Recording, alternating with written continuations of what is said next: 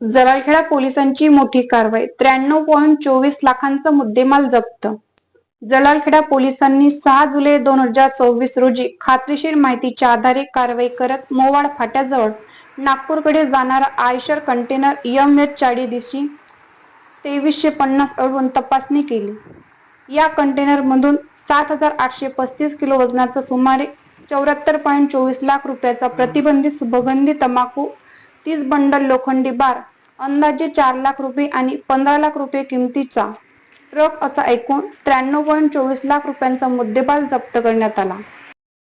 प्रकरणी चालक रवि सिंग दिनेश सिंग ठाकूर 25 राहणार उत्तर प्रदेश यांच्या विरुद्ध जलालखेडा पोलीस ठाण्यात गुन्हा क्रमांक 382/26 ची नोंद करण्यात आली असून पुढील तपास सहाय्यक पोलीस निरीक्षक बांबुलकर करीत असून यावेळी त्यांनी दिलेली प्रतिक्रिया बघूया।